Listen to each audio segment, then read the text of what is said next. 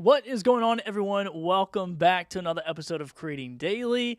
I'm your host, Billy Thorpe. If you've been here before, welcome back. Welcome back. If you've not been here, then you are in for a treat. This is going to be, I anticipate, one of my favorite episodes. I anticipate one of your favorite episodes. And Rafael De Furia, that's already in the chat, is saying it's going to be one of his favorite episodes. He's looking forward to the conversation, and so am I. I'm going to have Dan Currier on in just a little bit, just a few minutes here, after I shout out some sponsor relationships and make sure that we are moving in the right direction that way. But we're going to be talking about upload revenue. Now, that's not my term. That's actually Dan's term, and I just steal stuff from other people, especially Dan, because I've been chasing around the internet. I've been copying off his page, and I've been having some great success doing it when it comes to uploading content and making money, and particularly on Amazon Live, which we're going to talk about. So speaking of Amazon Live, I already see some people in the chat saying, hey, look at that fancy new mic. You can get this mic for a limited time over on my Amazon Live page, billythorpe.live, and you can check it out. It is limited edition, brought to you by Shure, and this is white noir color, and it's the same as the MV7, the black one, just in white. So I'm using it this week until whenever. I don't know how long, but I have an SM7B. It's looking at me. It's giving me the side eye. So I might have to bring it back into the mix sooner than later. But before we get started, I want to shout out to Ritual Motion. They are a sponsor, the only sponsor of the show, official sponsor of the show. And so we really appreciate those guys. You can go check out my channel over there. It's ritualmotion.com. And they got an NFT drop-in called Blockbots. I'll jump over here real quick. I don't know when it's dropping. I think this month sometime. It got a little bit delayed, but you can go to blockbots.io, and that's blockbotz.io. And if you're into the NFT space, Web3, all that fun stuff, you can go over there and check those guys out. See Chris P. Giles hanging out in the chat. What's up, Chris? Good to see you, man. Thanks for joining. And if you know anybody that is into Amazon Live that wants to make money as a content creator, just do me a favor and just freaking hit that share button, because Dan and I are gonna break it. I'm not gonna break it down. I'm gonna break stuff like I just did, but he's gonna break it down. We're gonna talk about it, and I'm gonna ask all the questions that I've just been thinking about for months as I look at his page and follow his newsletter and gearing up. Just sent my wife a message to say, hey, can I go to People of Video in September? Like, I'm just chasing this dude around. Maybe a little bit obsessed, but whatever. It's okay. So anyway, I don't think I have any more other than that. Just want to say thanks to Ritual Motion, and you can check it out on there, the channel. And you can come over there and be a part of the conversation as well if you want to, via chat, or you can come on stage similar to Clubhouse. So that is that. And now I'm going to shut up and bring on Dan Currier. Dan, what is going on, my man? How's it going? I'm doing well. How about yourself? I've had one too many energy drinks or one too many coffees, but I'm pretty excited to have you on. And thanks for making this happen, man. I know my original schedule wasn't in your schedule, but we made it work, and I really appreciate you taking time after a long day of work to come on and be on the show. Really appreciate that. Happy to be here. Awesome, man. Well, dude, let's get into this thing, and we could talk about, we could go into the history of Dan and how you became a creator and all that fun stuff, or we could talk about what we're both obsessed with, which is making money with video. Your pick, though. I'll let you pick. You know what? We might as well talk about making money. That's, That's what upload revenue is all about, is trying to find effective ways to trade less time for more money. That's certainly my goal with all of this is, a lot of people will call it passive income. Mm. Working smarter rather than harder. And not that I'm all about, or I have nothing against hustle, but I think the better we are at finding ways to be more efficient in making that money, it really frees us up to do a lot of other things, be more creative, or just find other ways to generate revenue. So that's definitely a passion of mine, and that's what I've been trying to do in the past 5+ years since I started on YouTube, and have really started exploring the different ways that we can all make money as video creators. Yeah, man, I love it, and you're definitely paving the way for, for guys like me who I've spent a decent amount of time behind a camera producing other people's content early on in my my 20s or whatever, and then the passion was always to come back and work in the media space, but I never could figure out how do I make money doing that. Like I could never figure it out unless I went and worked for someone else. And now, this opportunity or multiple opportunities really, and we're going to mostly focus on Amazon Live, but there's a lot more opportunities now to really make a living and do this thing, quote unquote full time, and not have to go punch a time card. Not that there's anything wrong with it, and I know you still are like, yeah, dude, I still love doing that. So we can talk about that balance as well, dude. So let's talk about Amazon Live. And from your perspective, I don't see you going live on Amazon. I literally just see you uploading videos. So can you talk to me a little bit about the reasoning behind that? Yeah. So when I first started at Amazon, I never, and I still don't look at Amazon as a way to further my brand. There's a term out there that they use on YouTube and other places, and it's called cash cow, which is kind of a totally different approach to making content. You'll see that there's, you'll recognize the YouTube channels that kind of take that approach where it's faceless. They just do fun, light videos with maybe pretty pictures and words over them. I think Bright is one of the ones on YouTube that does it. And when I first started on Amazon, it was actually my brother who brought it to my attention. He's like, wow, this is super easy. You just got to get, at the time, it was 10 videos you had to get approved. Do quick, 30-second, 1-minute videos on products. You get them approved, and then your videos start appearing on the product pages. I'm like, well, that sounds like a pretty good deal. Let's give it a try. So that's how we started. We weren't talking. It was just music and, a demonstration. The way that I like to refer to it is just showing people the product out in the wild. Mm, You're not trying to throw them a sales pitch. These are people who, thank you, Amazon, have already gone through most of the buying process. They've decided they want something. They've searched for the product. They've landed on the final page where they can push the buy now button or add it to their cart, and you get to slide in there with your video and show them a 60-second video that may answer some last minute questions. And then you're going to get rewarded with a 2 to 4% commission just for doing that. I mean, how perfect of a situation is that? They're generating all the traffic, and you just get to use the skills that you've developed on some other mm. platform, whether it be YouTube or other video platforms, Instagram, Facebook, what have you. And you get to apply those to do kind of the least amount of work. In terms, we already know how to make videos. All of us that are in content creation have probably become really familiar with buying stuff on Amazon. So Yeah. everything else is natural. It's just, hey, what products do I have available? Let me make a video about them, and let me squeeze right into the almost before the last step of that process and get a commission for our effort. Yeah, man. It kind of felt when Monty and Chris and I started following you and Dillcasters, Chris Stone and Jim.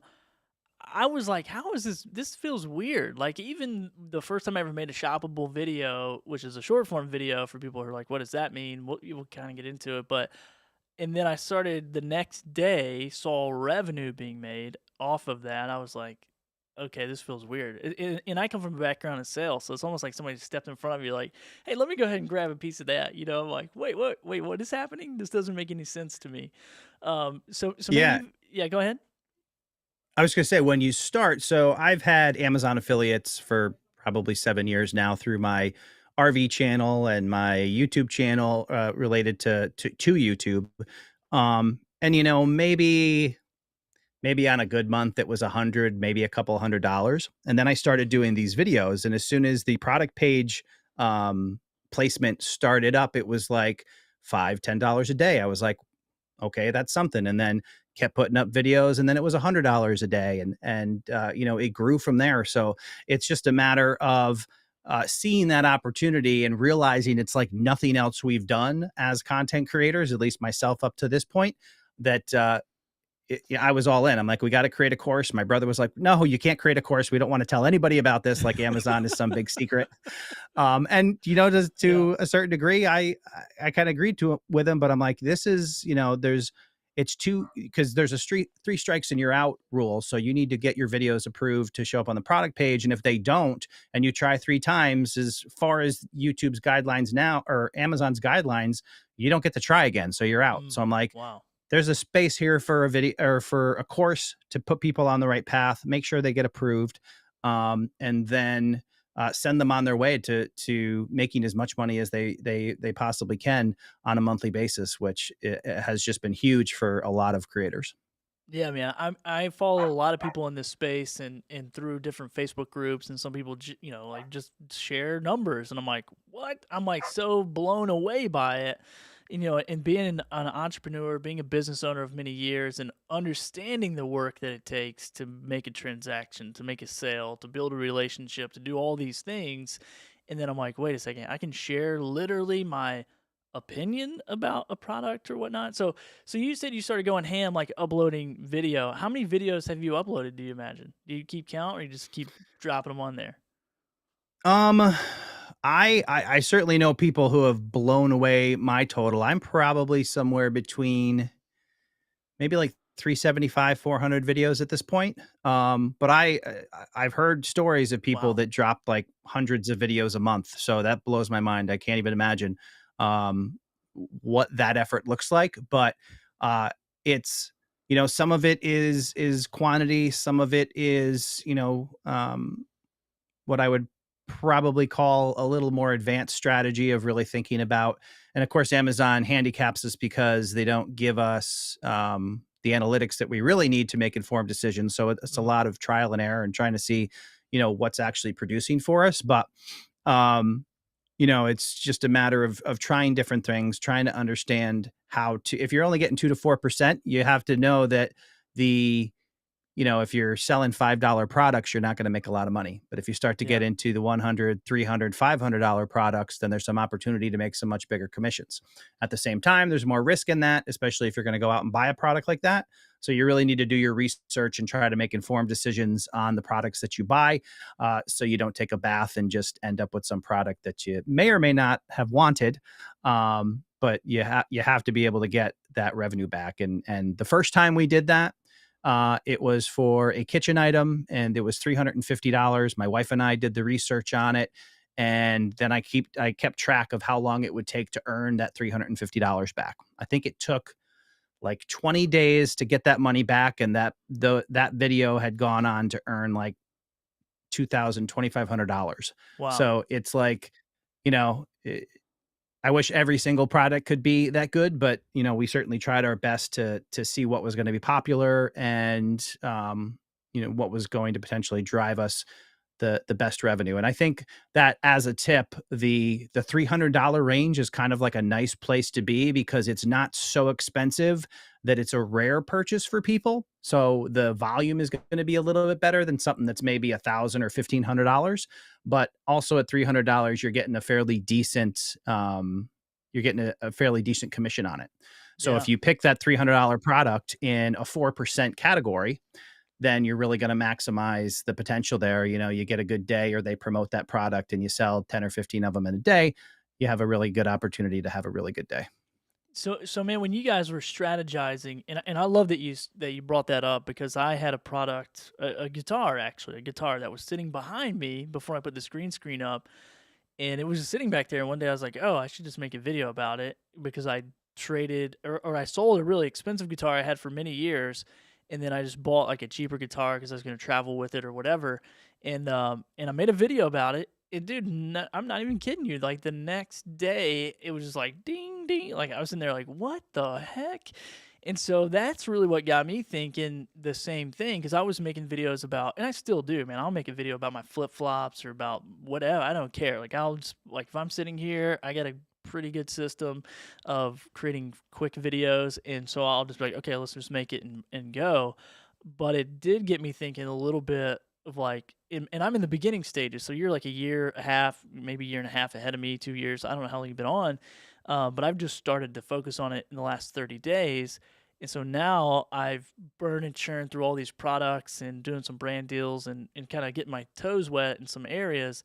But I've noticed the percentages of different categories. And I've also noticed that one particular item has like been half of my revenue for the last 30 days. And I'm like, holy smokes. And it's nothing that I even know jack about, but I use it in my yard every week in the summertime. It's like a weed eater or a Mhm. leaf blower. And I'm like, my mind is blown, dude. I'm like, I'm thinking this microphone or whatever is gonna pay the bills, and it's the stupid weed eater that I complained about 4 years ago about buying is now doing the trick. And I'm like, all right, man, I get it. I see what's happening. So are you now that you've gotten hundreds of videos up, are you now slowing down a little bit and analyzing those more and more and more, or are you still just burn and churn and making product videos about anything and everything?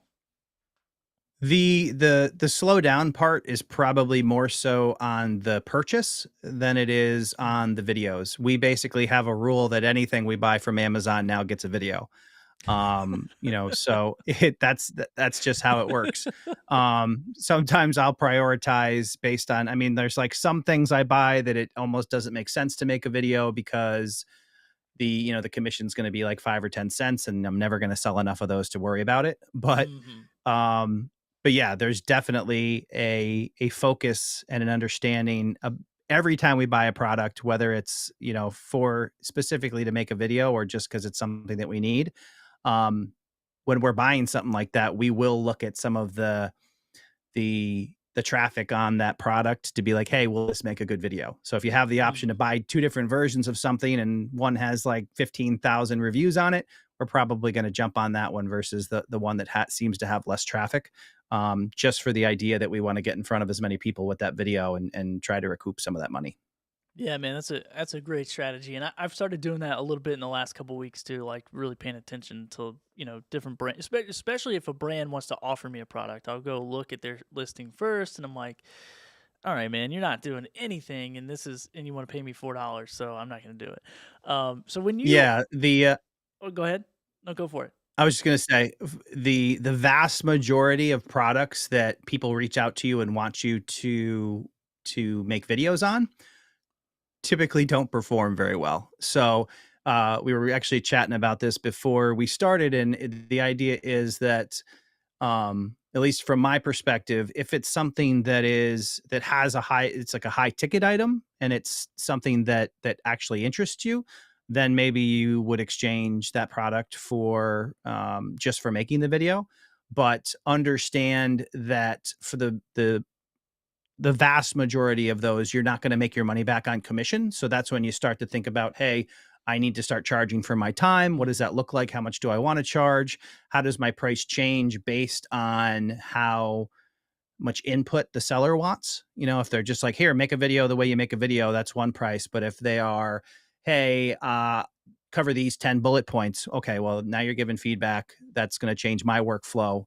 You're going to pay more for that kind of thing. So there's definitely some opportunities there to kind of reel that in to make sure that you're not overwhelmed with a bunch of free products that you promised to make videos Yeah, on. yeah, I learned that the hard way. Like the first week, I was like, "Yeah, I'll take anything and everything, just send it." Well, probably, primarily because I was trying to figure out my workflow. I didn't even have a workflow because I just moved back from Puerto Rico, and so I was like, "Okay, well, I gotta make I don't have product. I'm not gonna go buy a bunch of stuff because I don't even know if this is gonna be, viable." So when you're making these videos, and I know you come from YouTube world where in my like viewing stuff, like your YouTube videos are like super well polished, they're super well done, you're sitting there and you're set most of the time. Any b-roll stuff is like really well done, and then over on Amazon it's a little bit more raw. Can you talk about the differences of what Amazon wants versus what YouTube wants? So this is speculation, just because again, Amazon's not given us the analytics to really be able to see what's going on because we can't see conversions based on specific videos.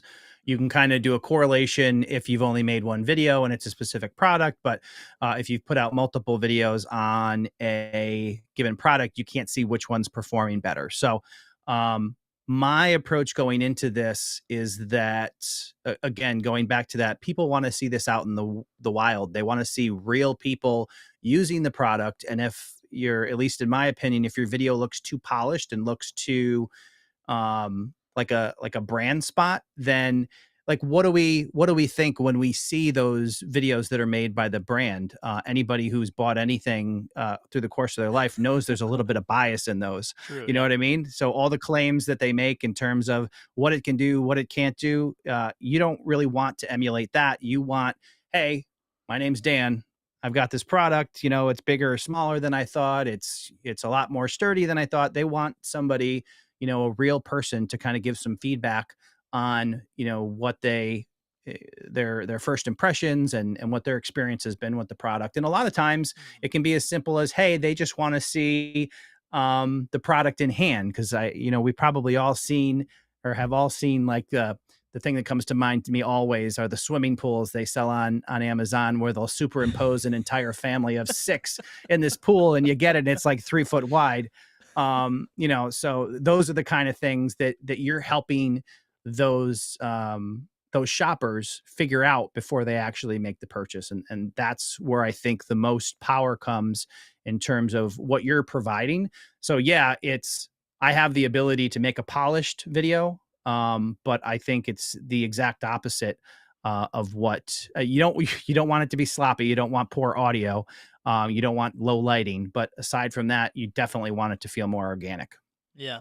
Yeah, I've noticed that too, man. I've seen the people I see doing that process, and once again, if people go watch my videos, they're probably a little bit more polished just because I'm shooting in studio and I have all this gear because I'm like just a gear nerd. So I'm like, I'm gonna use it. Sorry if it looks a little, maybe I should turn my lights off and like rip my shirt or something a little, like just cut the top, like put some dirt on my face and talk. But the one thing that I noticed with your videos, and because when I started, subscribe to your newsletter, upload revenue, and I'm sitting here like, okay, this guy is like really doing it. Like this is real money. This is real income. And you're very generous with that newsletter, and you share a lot of insights. And so success leaves clues. And so I was like, well, I'm gonna go see what he's doing. And then at the time, I think I reached out to you. At the time, I had a business partner in this thing, and we were, debating like, do we take a course? Do we not take a course? Do we do a workshop? Do we not? What do we do?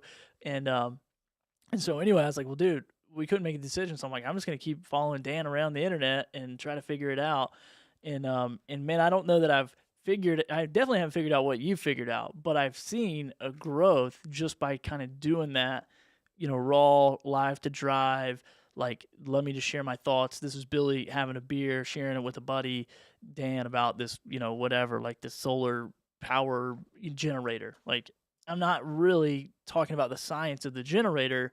I'm just talking about my experience with the generator. And I think that might be All right. what I see on YouTube is a little bit more polished. We want to keep people longer. We want them to settle in, grab a cup of tea, watch this video because we can put more ad revenue in front of them, all that kind of stuff. Versus Amazon's like, get to the point so they can hit the buy now button. Is that fair assessment? And for the most part, yeah, you're simply trying to push them over the edge. But since you mentioned YouTube, there is one kind of insider tip on this that I highly recommend everybody does, and that is get in the habit, create a YouTube channel, specifically to upload your Amazon shoppable videos to after you load them to Amazon. Go in there, put your affiliate link in the description, and just make it a habit of uploading them to both places. And this does a couple things for you. We've certainly seen that those videos can, in fact, get traction and can start to generate some serious traffic. But it also gets them on YouTube so somebody else doesn't steal them off of Amazon and upload them to YouTube Oh, because you're first up there. It protects your copyright. It shows on YouTube that you own that content. So it it kind of will eliminate or reduce that, because that's a really big thing. People are going out thinking they can steal somebody's content off of Amazon and then profit from it on YouTube. So if you take care of that yourself as you're making these videos, then you not only can protect yourself on the copyright side of things, but you can and will get to a point potentially where you can monetize that channel above and beyond the potential sales you might make off of your affiliate links, which are going to be less than what you're getting on Amazon. But hey, it's one more revenue stream to help add to the pile. Yeah, man, that's what I'm talking about, Dan. All these streams of revenue keep the boat floating. If one dies or drops off, it's like, okay, we're not going to sink. I learned that the hard way in the last business that we talked about pre-show. So, man, on that YouTube channel, does it have to be published shows? Because I do upload all mine to a channel, but in full transparency, they're all in draft mode. I haven't taken the time to go back in there and publish and clean them up and all that kind of stuff. But does it have to be published? I well, no, they wouldn't have to be published, I don't think, to protect on the copyright. But Okay. if you're doing it on a separate channel, I wouldn't even worry about cleaning them up or polishing them. I Just would send simply them. publish them. All Just right. just send them. I mean, All right. nobody's gonna stumble across this and go, "Yeah, I can't watch Billy anymore. This is trash." So it's better to put them out there and see what happens. Oh, Um, all so right. yeah, I Cool. think I think there's value there to just send them out there and see what happens. Just send it, man. I love it. Well, we get a question here in the chat, so I'll go over it. Rich Graham says, do you make it separate from your active channel?" Which I think you just maybe answered that. Absolutely. Yeah. Yeah. Yes, definitely. I would definitely. Well, for me, of course, because these are, it's like a toaster one day and, a tractor part the next day. And my channel is about, revenue streams. So there's Yeah. kind of a disconnect for me. But I actually just did for mine. I just made a YouTube channel that hinted at being Amazon themed.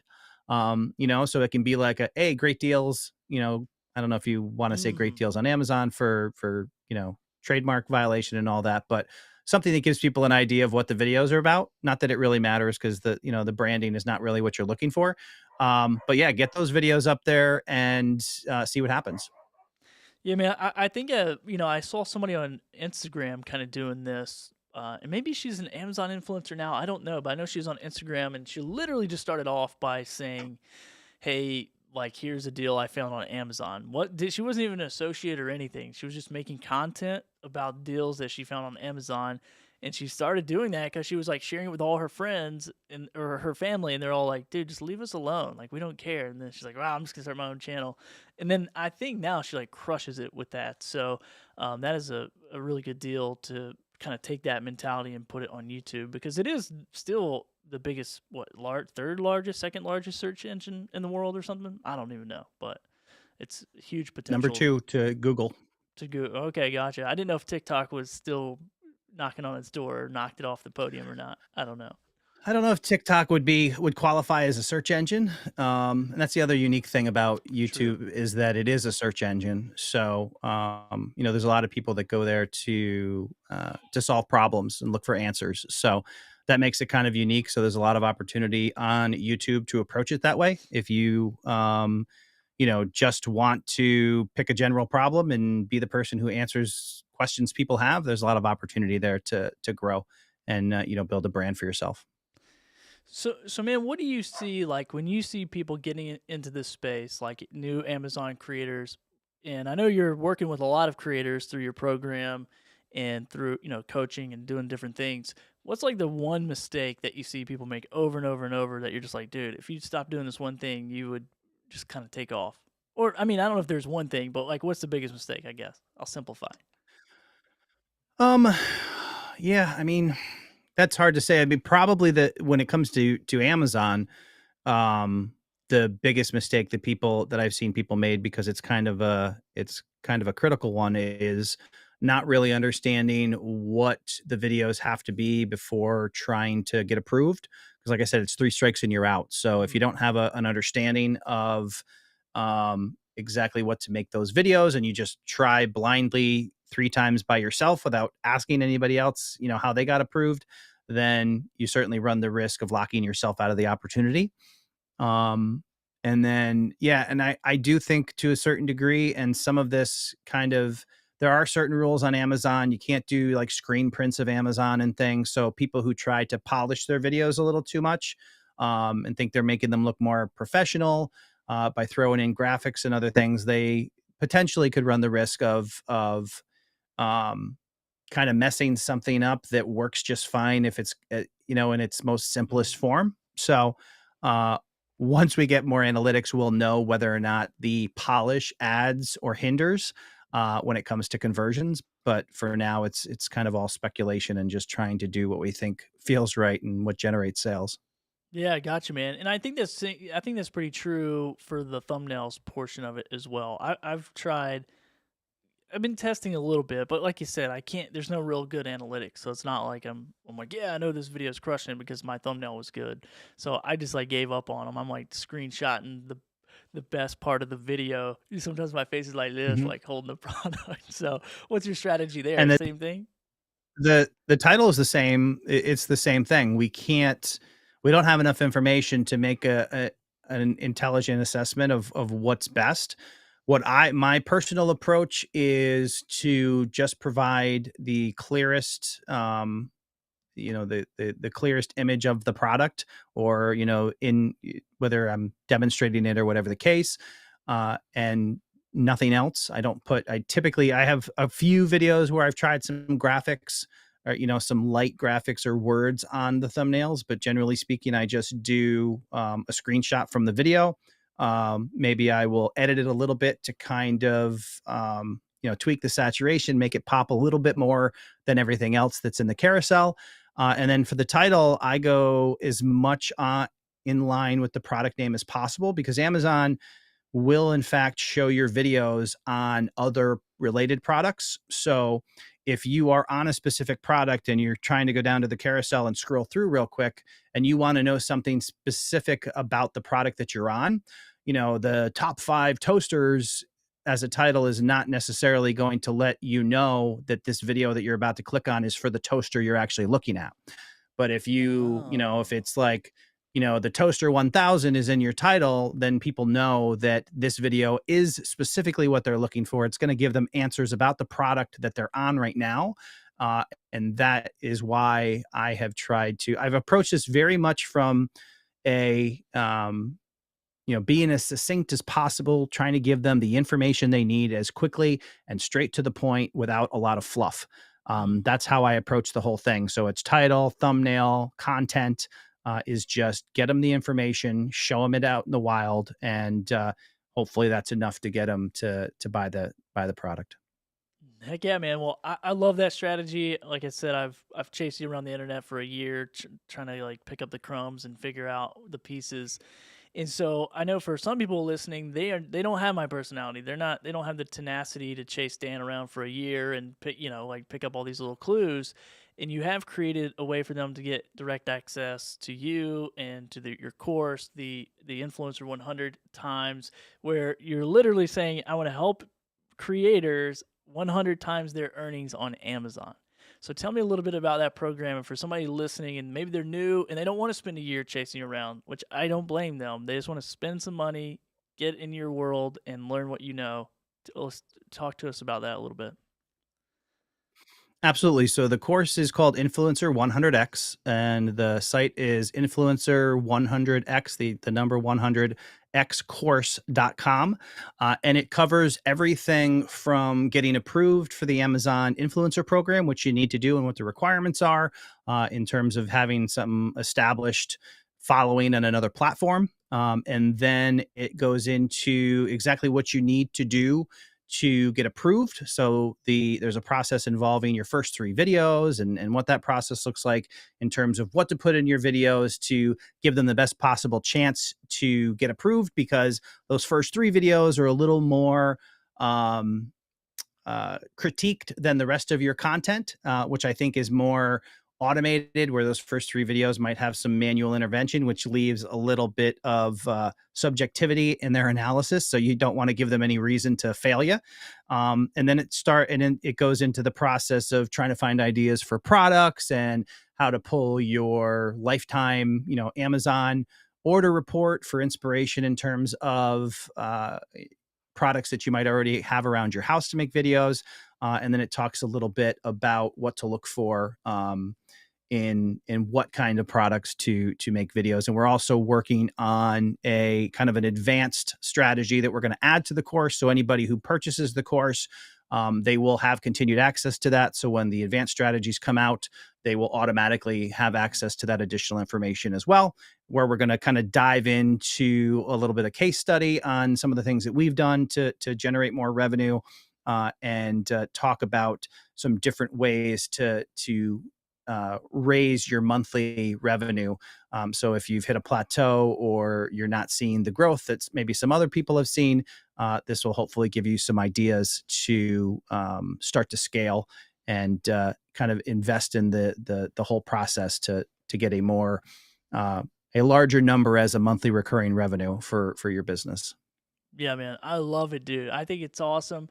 I need to look at it again because I'm sure there's more stuff that I've not unveiled about you, Dan, that I can that I can't just find on the internet. But so, man, I really appreciate you, being here, talking about your course, talking about how people, because it literally has changed my life. Like it literally, there was some stuff that I was trying to do in the content creator space that just didn't make any sense for me and my personality. And then I found Amazon Live Influencer, and it was people like you and Monty and Dealcasters that were posting the opportunity that kept it right here instead of down the road or later or when I get back or whatever. And so it's literally been a game changer, in my life. So I really appreciate you putting these events together. You're putting together this course, and also right behind you is People of Video coming up in September. And I know I'm asking you to promote two big things right in a row, but I want to kind of, I'm not to just like give back, but I do want to give you opportunity on my show because you have been such an inspiration. So, man, tell us about People of Video. Tell us how we can get involved and why we need to book our flights right now to Albany, New York for September. Absolutely. So, people of video is a concept that is near and dear to me, and that is bringing the video community to the East Coast. We're here in Albany, New York, and it's all about giving you the tools from the people that you followed for years on YouTube and other platforms who have taught you from afar about how to do things like growing your influence and your following and making more money and actually generating a business and revenue around your content. We're super excited. This is our second live in-person event. Our first one got the old kibosh on it from from COVID, but we're super excited this year. We're sponsored by Ecamm. It's a great relationship. That's Woo! what this live stream's running on right now. They're fantastic. But more importantly, we are talking all things video and business and how to grow your revenue around that business. And we're also going to continue to increase our focus on Amazon Video and Amazon Live. And we're going to have tracks, and you will probably see some people that you're familiar with in the Amazon space speaking from the stage this year. We are thrilled to be able to bring everybody in and share their expertise and get more exposure to Amazon for video creators as a whole. So you can grab your tickets at peopleofvideo.com. And yeah, we want to get everybody here in Albany, New York. It's September 19th through the 21st. And it's going to be a party. We already have a lot of amazing people that we saw last year. They'll be coming back. We have a bunch of new people that have signed up. And like I said, that relationship with Ecamm just makes it great. It's an awesome live streaming community over there. And we can't wait for everybody to get together in Albany. Dude, heck yeah, man. I'm excited. I put the request into the old wifey, so we'll see what she tells me. Oh, man. So, well, Dan, I know I could probably ask you a million more questions, but I just wanted to give people kind of like just a little taste of the icing on the cake here. And I want to encourage them to dive deep with you and take the course and show up to People of Video and really dive into it because it is huge live selling, and not just on Amazon, but as more companies roll it out and more opportunities. I know you're going to be in the front lines figuring it out and saying, "Hey, check this out, do this." So the more you guys can get involved with Dan, do that sooner than later.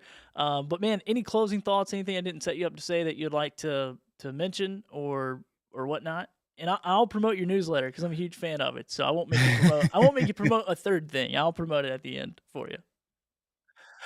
Yeah, right now our focus is people of video and trying to make it the absolute best conference we can. We're excited to get it all planned out. It's coming up. I think we're like 6 weeks away now, so we are pumped and we want as many people there as possible. So if you have never been to a conference and you're on the fence, I remember when I went to my first conference, I had a conversation with my wife, very much like Billy's referring to, and to my surprise, she's like, "Go for it," and it really did change the trajectory of what I was doing as a video Wow. creator, because when you get in a room like that, it's just transformative because you're surrounded by like-minded people. It's not you trying to tell somebody in your family about video and they just roll their eyes and don't really get it.